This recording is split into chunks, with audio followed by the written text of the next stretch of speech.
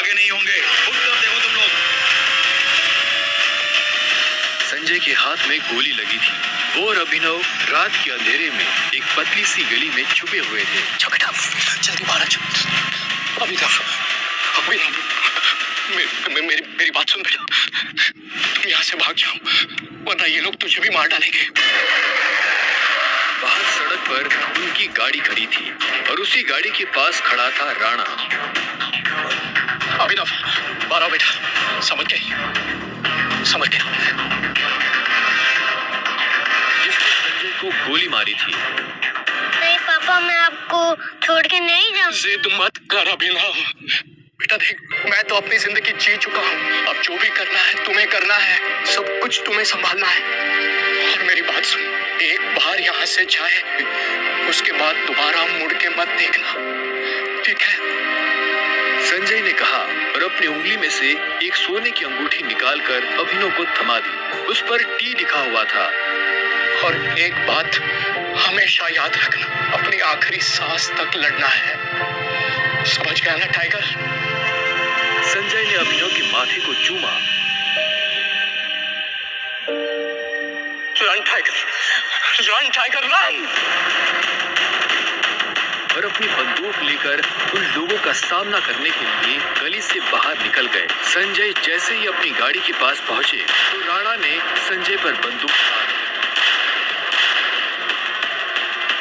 Tiger! इस कमीने का चेहरा मत भूलना।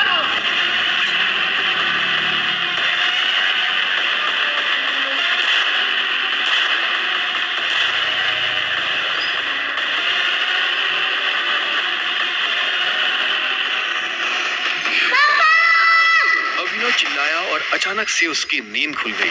पसीने में तरबतर अभिनव अपने बिस्तर पर उठकर बैठ गया और गहरी सांसें लेने लगा। 18 साल, पिछले 18 सालों से ये सपना इसी तरह से अभिनव को परेशान कर रहा था। अभिनव ने पहले अपनी उंगली में पहनी उस अंगूठी को देखा और फिर बाथरूम की तरफ बढ़ने लगा। अभिनव गुड़गांव में रहता था और डिलीवरी बॉय का काम करता था। हालांकि इस काम में उसका मन नहीं लगता था, लेकिन अनाथ आश्रम से निकलने के बाद उसके पास ये करने के अलावा और कोई चारा नहीं था। 18 साल की उम्र में उसने अपना खर्च खुद उठाना शुरू कर दिया था। उसकी जिंदगी में बस एक ही खुशी थी, उसकी गर्लफ्रेंड वैभवी। जब भी वो वैभवी को देखता तो अपने सारे दुख भूल जाता था।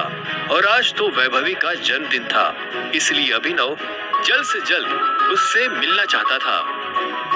अंकल ये केक कितने का है? 600 का है।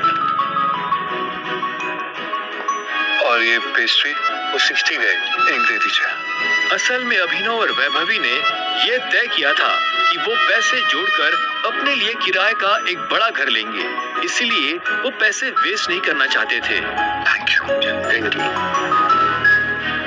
कुछ देर के बाद जब वो वैभवी के घर के बाहर पहुंचा तो उसने देखा वहाँ काफी रंगीन लाइट्स चल रही थी और वहाँ से तेज म्यूजिक की आवाज आ रही थी।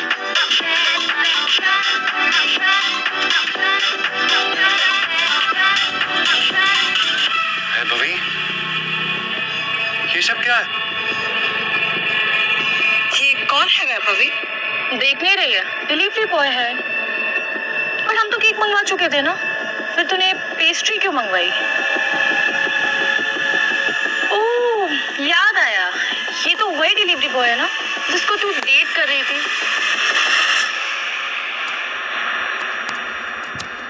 ओह कम ऑन यार वैभवी, तेरा स्टैंडर्ड इतना गिर जाएगा मुझे नहीं पता था। Babe, happy birthday babe. Abhinav Deven को अच्छी तरह से जानता था। वो एक बड़े बाप का लड़का था और हर वक्त वैभवी के आसपास मंडराता रहता था। देवेन को यहाँ देखते ही अभिनव का दिमाग खराब हो गया। उसके हाथ में एक बड़ा सा गिफ्ट था। उसके आगे अभिनव के हाथ में लटकी पेस्ट्री की थैली कुछ भी नहीं लग रही थी। हाय हो, मेरी वैभवी को छूने की तेरी हिम्मत कैसे? दोस्तों, तुम लोगों को मेरे ऊपर डाउट था ना, मेरे स्टैंडर्ड्स पर डाउट था। अब बताती हूँ मेरे स्टैंडर्ड्स क्या है। मैं तुमसे ब्रेकअप कर रही हूँ। और नहीं तो क्या? बेचारी कब तक तुझ जैसे गरीब के साथ ऐसी आधी पेस्ट्री खाती रहेगी। साला तेरी हिम्मत कैसे? गरीब तो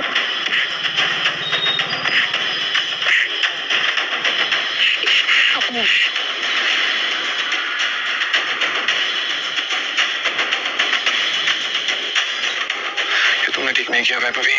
और अभिनव वहां से निकल गया। वो उन दोनों की शक्ल अब और नहीं देखना चाहता था। उसकी आंखों में आंसू थे और उसका दिल बुरी तरह टूट चुका था। हर घूंट के साथ उसकी आंखों के सामने वो दृश्य आ रहा था जिसमें देवेन वैभवी के गालों को चूम रहा था। ये तुमने अच्छा नहीं किया वैभवी, तुमने बिल्कुल अच्छा नहीं किया।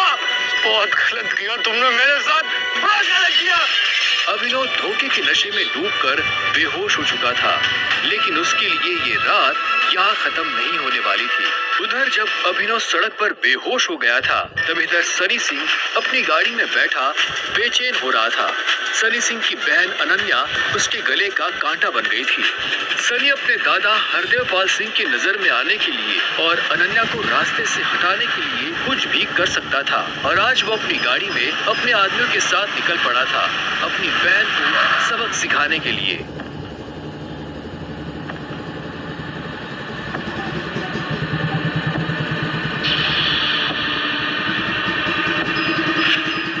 जल्दी करो, गाड़ी में डालो इसे। सुबह होने से पहले अगर हमने इसको अनन्या कमरे में नहीं डाला तो ऐसा मौका दोबारा नहीं मिलेगा। Quick quick.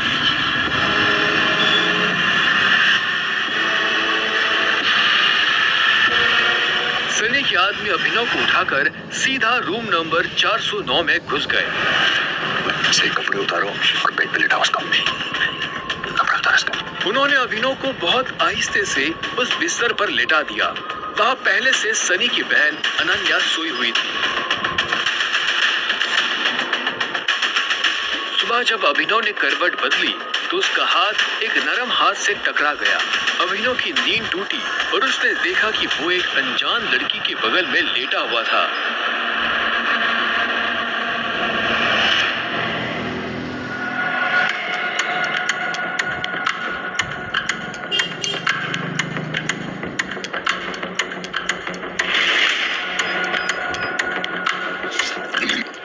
कौन हो तुम? तुम मेरे कमरे में क्या कर रहे हो? तुमने मेरे साथ क्या किया? अबे नहीं, पूरे साल में। छी छी छी छी छी छी छी। शेम ऑन यू बहना। मुझे तो तुम्हारे कैरेक्टर पर हमेशा से डाउट था। इतनी बार मैंने दादाजी को समझाया, बोला, पर हर बार बोले मेरी अनन्या ऐसा नहीं कर सकती। लो, कर दिया तुम्हारी अनन्या ने ऐसा। अब पता है दादाजी को उनकी पोती की जो रंग रलियां चल रही है इनका से लाइव टेलीकास्ट दिखाने के लिए मैंने उन्हें यहाँ बुला लिया। भाई मुझे नहीं पता, भरोसा करिए। क्या हुआ, कैसे हुआ? मैं जानती तक नहीं इस लड़के को, नहीं जानती भाई। मैं भी, और हम दोनों के बीच कुछ भी नहीं हुआ। नहीं। इससे पहले कि अभिनव सफाई देता, अनन्या और सनी के दादा हरदेवपाल सिंह कमरे में पहुंच चुके थे। उनके पहनावे से समझ आ रहा था कि वो बहुत अमीर आदमी थे। अनन्या को इस हाल में देख उनकी आंखें गुस्से में लाल हो गई थी। मुझे तुमसे ये उम्मीद नहीं थी। दादाजी, आप जैसा सोच रहे वैसा बिल्कुल नहीं है। अनन्या, तुम्हें अच्छे से नियम पता थे, फिर भी तुमने सारे नियम तोड़ दिए। नहीं दादाजी, नहीं। और तू?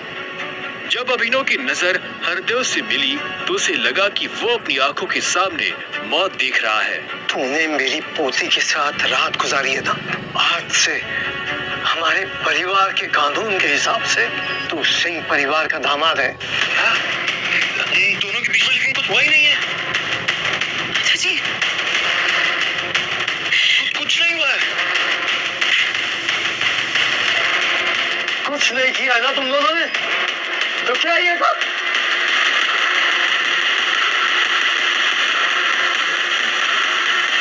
इससे पहले कि अभिनव कुछ समझे, हरदेव के आदमियों ने उसे मारना शुरू कर दिया था।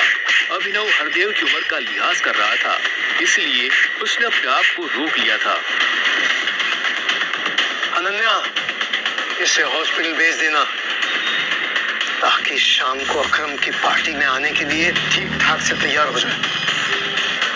और याद रखना, मुझे शाम को अकरम की पार्टी में ये तुम्हारे साथ जरूर नजर आना चाहिए।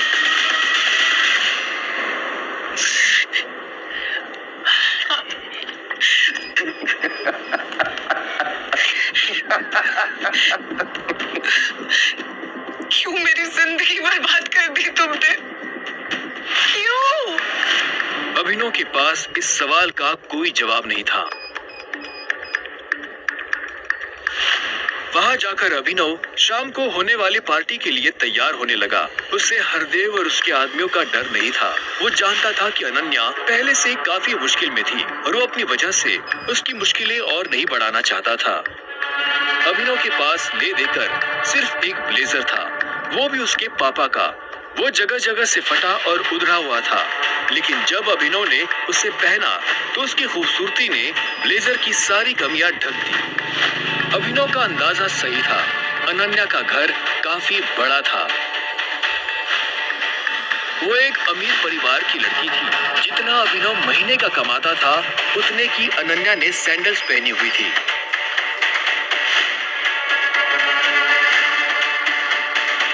अनन्या की आंखों में दिख रहा था कि वो अभिनव से कितनी नफरत करती थी। अभिनव भी पार्टी में इतने बड़े लोगों के बीच जाने से घबरा रहा था। उसी घबराहट में उसने कब अपने पापा की अंगूठी को उंगली में गोल गोल घुमाना शुरू कर दिया, उसे पता ही नहीं चला।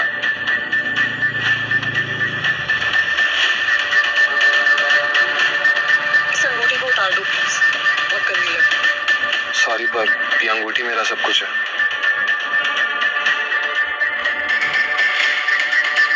अकरम का घर किले जैसा था, जिसके चारों तरफ बाउंसर्स बंदूकें लिए खड़े थे।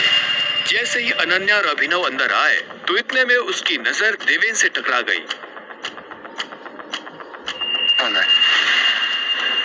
तू यहाँ क्या कर रहा है साले? अनन्या पागल हो गई हो तुम? इस सड़क चाप में ऐसा क्या देख लिया? किससे शादी कर ली?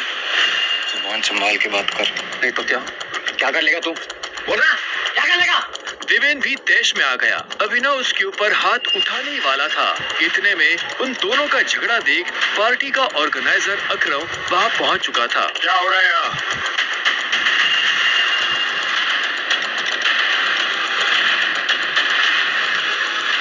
अकरम सर, देखिए ना इस आदमी को, ये क्रिमिनल है, जबरदस्ती अपनी पार्टी में घुसाया है। इधर आओ।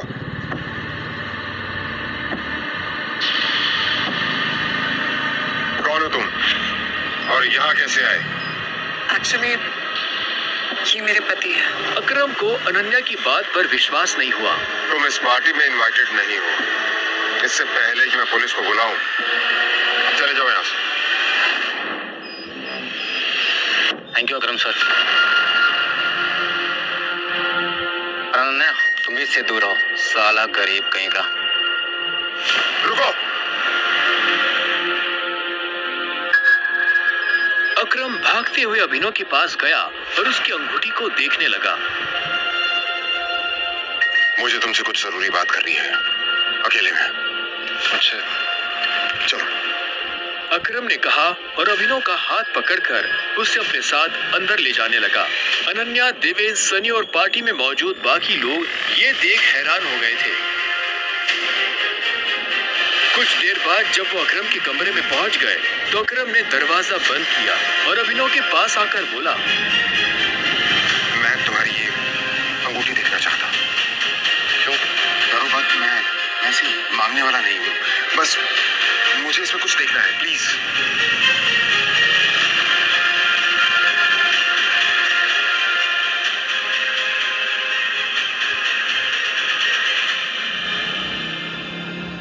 टाइगर?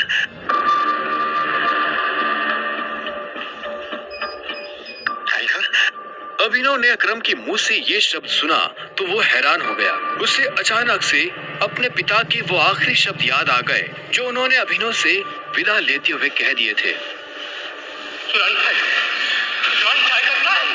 लेकिन अभिनव हैरान था। उसे समझ नहीं आ रहा था कि अकरम ये सब कैसे जानता था। आखिरकार मैंने तुम्हें ढूंढ ही लिया टाइगर। टाइगर, हाँ, पिछले 18 सालों से मैं तुम्हें ढूंढने की कोशिश कर रहा हूँ।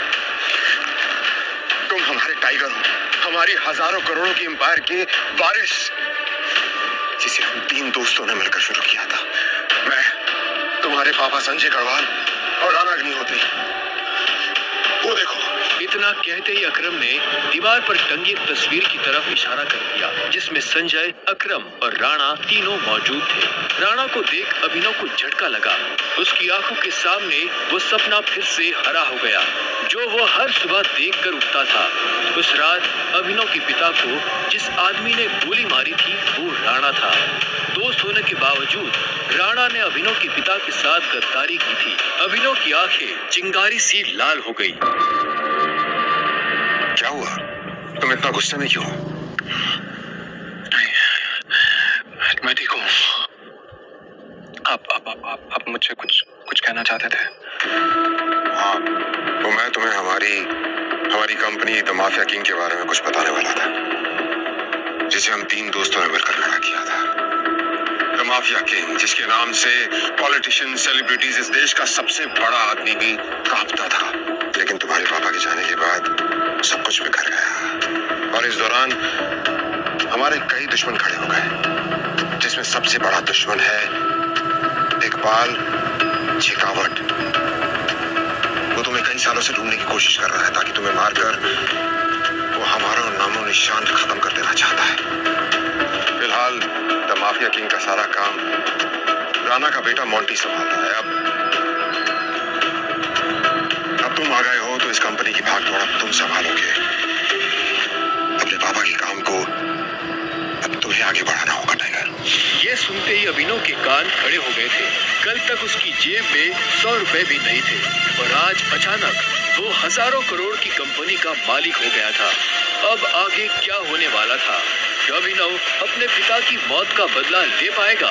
कैसे एक डिलीवरी बॉय संभालेगा अपने पिता की हजारों करोड़ की कंपनी द माफिया किंग को? जानने के लिए सुनते रहिए द रिटर्न ऑफ टाइगर, सिर्फ पॉकेट एफएम ऐप पर। अभिनव की जिंदगी रातों रात पलट चुकी थी। उसके साथ जो हुआ उस पर उसे अभी तक यकीन नहीं हो रहा था। उसके हाथ में अपने पिता की तस्वीर थी, लेकिन उस तस्वीर में वो गुस्से से भरी निगाहों से राणा को देख रहा था। अगर उसका बस चलता तो वो अभी की अभी राणा का सर काटकर अपने पिता की मौत का बदला ले लेता। मैं तुमसे पूछना ही भूल गया, इतने सालों तक तुम थे कहाँ थे तुम? पापा के जाने के बाद मैं एक अनाथ आश्रम में पला बढ़ा। कई सालों के बाद वहां से निकला, काम करने लगा ताकि पढ़ाई के लिए पैसे जोड़ सकूं। लेकिन इस दौरान आप लोगों ने मुझे ढूंढा क्यों नहीं? टाइगर, ऐसा नहीं है कि मैंने तुम्हें ढूंढने की कोशिश नहीं की। जैसे कि मैंने तुम्हें बताया कि तुम्हारे पापा के जाने के बाद माफिया वर्ल्ड में अफरा तफरी मच गई थी। हम उसे भी संभाल रहे थे और तुम्हें भी ढूंढने की कोशिश कर रहे थे, लेकिन वक्त के साथ साथ तुम्हारा चेहरा भी बदल रहा था, इसलिए तुम्हें ढूंढने में बहुत मुश्किल हो रही थी। फिलहाल अब तुम मिल गए हो। अब तुम्हें देखकर मोंटी और बाकी सब लोग बहुत खुश होंगे। मोंटी का नाम सुनते ही अभिनव को गुस्सा आ गया था। मोंटी एक गद्दार का बेटा था। अभिनव ना तो उस गद्दार के बेटे से मिलना चाहता था और ना ही बात करना चाहता था। लेकिन पापा ने तो मुझे कभी इस माफिया ग्रुप के बारे में कुछ बताया ही नहीं है। वो चाहते तो मुझे बता भी सकते थे। तब तुम बहुत छोटे थे, शायद इसीलिए संजय ने तुम्हें इन सब चीजों से दूर रखा। लेकिन मेरा यकीन मानो, मैंने तुम्हें ढूंढने की बहुत कोशिश की। अब तुम मिल गए हो तो मुरझाया हुआ द माफिया किंग फिर से जिंदा हो जाएगा। चीयर्स। अभिनव के मन में कई सारे सवाल उठ रहे थे। उसे समझ नहीं आ रहा था कि राणा का राज अकरम और बाकी लोगों को पता क्यों नहीं चला। और क्यों एक गद्दार का बेटा अभिनव की गद्दी पर बैठा हुआ था। इससे पहले कि अभिनव अपने आप को कोई जवाब दे पाता, अकरम उसके पास आया और उसने अभिनव को 50 करोड़ रुपए का एक चेक थमा दिया। ये लो, इसे रख लो। जब तक तुम टाइगर की पोजीशन नहीं पा लेते तब तक तुम्हें इसकी जरूरत पड़ेगी। अभिनव ने अकरम के हाथ से चेक लिया और उसे देखने लगा। उसकी जिंदगी पलट तो गई थी, लेकिन अभी भी ऐसे कई सवाल थे जिनके जवाब उसे नहीं मिले थे। एक बात और, तुम्हारी असली पहचान के बारे में फिलहाल किसी को कुछ पता नहीं लगना चाहिए। इसलिए अभी तक जैसे जीते आए थे वैसे ही जीते रहना, समझे? अभिनव ने हाँ में सिर हिलाया और दोनों कमरे से बाहर आ गए। इधर अनन्या चिंता भरी निगाहों से उस कमरे के दरवाजे को देख रही थी जिसमें अभिनव और अकरम थे। वो ये जानने के लिए बेताब थी कि उन दोनों के बीच अंदर क्या बात हो रही थी और अभिनव को आने में इतनी देर क्यों लग रही थी। लगता है आज अभिनव अपनी दवा चखेगा। ऐसे कितने दुख की बात है ना, शादी के बाद बेचारा ऐश करने से पहले ही मर जाएगा। ये सुन अनन्या को झटका लगा। वो जानती थी कि अकरम के लिए किसी को मारना कोई बड़ी बात नहीं थी। अकरम सर जैसे गटर के चूहों को बर्दाश्त नहीं करते हैं, साफ कर देते हैं। देखना ये भी नहीं बचेगा। इसे कहते हैं शादी करके मर गया, वो बात सच हो जाएगी। ये अनन्या को ये सुनकर बुरा लगा। कोई इंसान किसी दूसरे इंसान की मौत पर खुश कैसे हो सकता था। प्लीज एटलीस्ट उसके बारे में इस तरह से बात तो मत करो। तो कैसी बातें करें? जिसके जैसे लक्षण होते हैं ना, उसके बारे में वैसी ही बातें होंगी। देवेन सही कह रही है वो, बिल्कुल ठीक कह रही हो। हमें उसके बारे में ऐसे बात नहीं करनी चाहिए। वैसे भी मेरे दादाजी ने कहा था कि मरे हुए लोगों के बारे में ना गलत बात नहीं करनी चाहिए।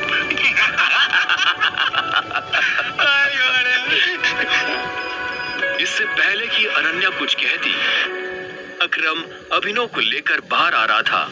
अभिनव के बदन पर एक छोटी सी खरोंच भी नजर नहीं आ रही थी। जब देवेन और सनी ने ये देखा तो उनका मुंह हैरानी के मारे खुला का खुला रह गया। इसे देखकर तो लग ही नहीं रहा है कि अकरम सर ने इसे हाथ भी लगाया है। वैसे जितनी देर तक ये दोनों कमरे के अंदर थे, अब तक तो इसकी नाक टूटी हुई होनी चाहिए थी, पर ये तो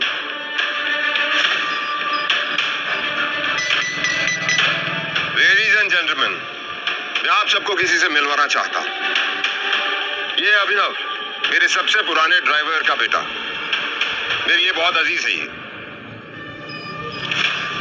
अकरम ने जैसे ही अभिनव का सबसे परिचय करवाया तो देवेन और सनी खुश हो गए, लेकिन अनन्या को ये सुनकर झटका लगा। Enjoy the party please. इतने में अकरम ने कहा और अभिनव को अकेला छोड़ बाकी लोगों से मिलने के लिए निकल गया। देवेन और सनी को अभी तक समझ नहीं आ रहा था कि अकरम अभिनव को इतना भाव क्यों दे रहा था। अभिनव को इस बात से कोई लेना देना नहीं था कि सनी और देवेन उसके बारे में क्या सोच रहे थे। उसकी आंखों के सामने बस रह रहकर अपने पिता की शक्ल आ रही थी। उसे वो रात याद आ रही थी जिस रात को राणा ने संजय को गोली मारी थी। अभिनव को ये भी याद आया कि उसे खुद भी गोली लगी थी, लेकिन उसकी किस्मत अच्छी होने की वजह से वो बच गया था।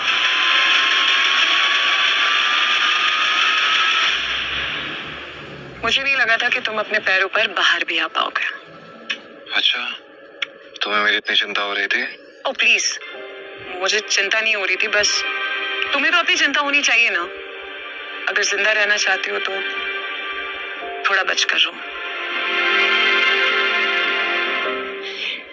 अकरम सर ने तेरे से अंदर क्या बात की, बता। उन्होंने मुझसे कहा कि अगर देवेन जैसा कहता तुझसे सवाल पूछे तो उसे जवाब मत देना। हरामखोर। देवेन ने उसे गाली दी, लेकिन अभिनव पर उसका कोई असर नहीं हुआ। उसके दिमाग में इस वक्त पहले से ही कई जरूरी चीजें घूम रही थी। इसके बाद पूरी पार्टी के दौरान अनन्या ने अभिनव से कोई बात नहीं की। मेरा घर यहाँ से पास में है, वहीं ले लो। तुमने सोच भी कैसे लिया कि मैं तुम्हारे साथ तुम्हारे घर आ रही हूँ? तुम्हारी हालत ऐसी है तो पता नहीं तुम्हारी घर की हालत कैसी होगी। तुम मेरी पत्नी हो, मेरे साथ नहीं रहोगी तो किसके साथ रहोगी? सुनो, अपनी ये 2 कौड़ी का लॉजिक ना अपनी जेब में रखो। पहले तुम मुझे ये बताओ, तुम मेरे बिस्तर में कैसे आए? ये सवाल तो मैं भी तुमसे पूछना चाहता हूँ। अच्छी बात है, लेकिन मैं तुम्हारे साथ तुम्हारे घर रहने नहीं आ रही हूँ, मैं अपने घर जा रही हूँ, ठीक है? और अगर इन फ्यूचर मजबूरी भी रहे ना, तो मैं तुम्हारे साथ तुम्हारे घर में नहीं रहूंगी, तुम मेरे घर रहने आओगे, एक नौकर की तरह, समझे? अभिनव ने पहले उसे देखा और फिर अपनी उंगली में पहनी हुई उस अंगूठी को देखने लगा। अगर आज वो अंगूठी नहीं होती तो पता नहीं उसका क्या होता।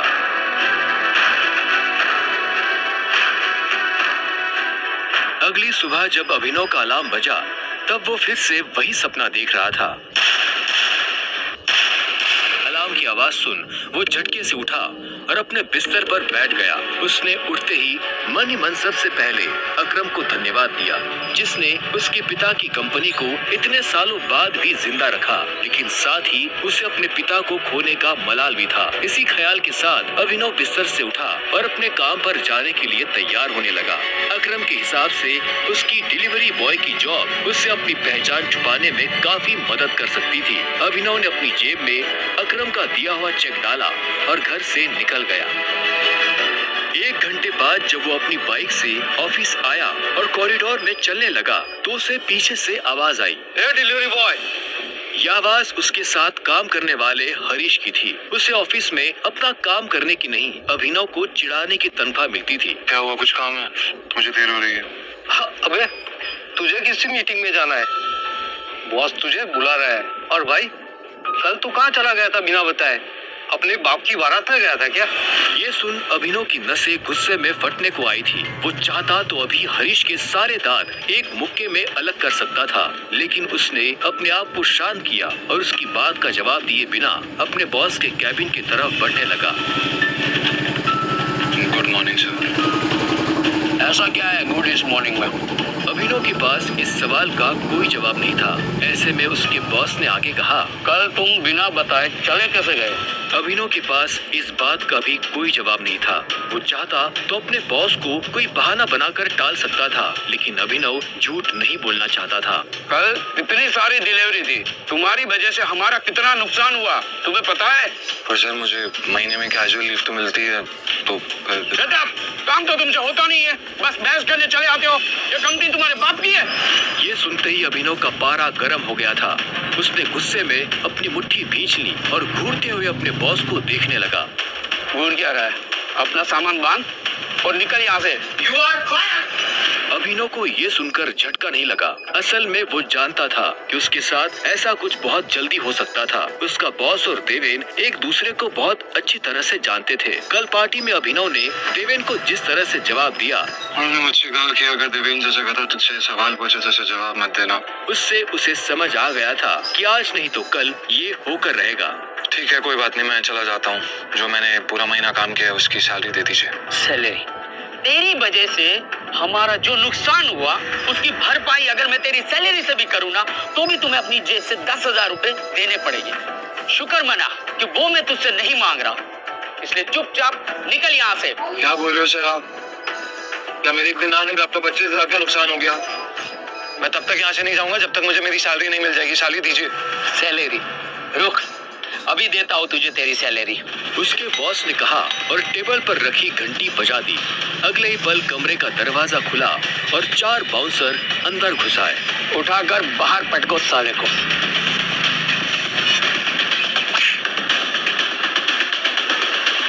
बॉस के मुंह से ये सुनते ही वो चारों अभिनव पर धावा बोलने के लिए टूट पड़े, लेकिन इससे पहले उनमें से कोई अभिनव पर हमला कर पाता, अभिनव ने उन्हें पटकनी दे दी थी। उसने किसी का हाथ तोड़ा तो किसी का पाँव, किसी के पेट में मुक्का मारा तो किसी के पेट पर लात। देखते ही देखते बॉस के सारे आदमी ढेर हो गए थे। बॉस ये देख भौचक्का रह गया था। अभिनव अब सीधा बॉस के पास आया और उसकी गर्दन पकड़कर बोला,